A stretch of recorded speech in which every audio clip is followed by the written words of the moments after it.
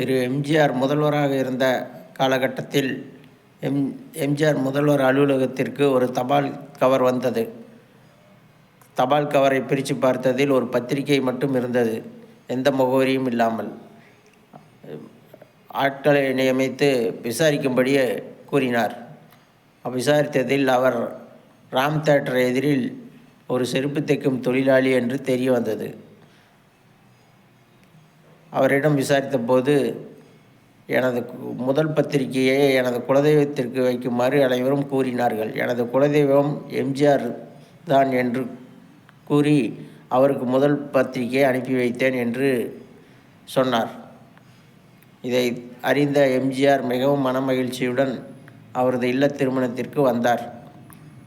திரையில் பார்த்த எம்ஜிஆர் நமது இல்ல திருமணத்துக்கு வந்துவிட்டார் என்று ரசிகர் மிகவும் மன மகிழ்ச்சியுடன் அவரை வரவேற்று ஆனந்த கண்ணீர் விட்டார்.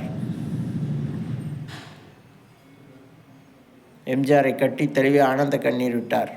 எம்ஜிஆர் உடனே அவர் மகளை ஆசீர்வாதம் செய்து பல பரிசு பொருட்களை அள்ளி கொடுத்து அவரை திக்குமுக்காட வைத்தார். இதனால்தான் எம்ஜிஆர் இன்னும் புரட்சித் தலைவர் எம்ஜிஆர் என்று மக்களால் பாராட்டப்படுகிறார்.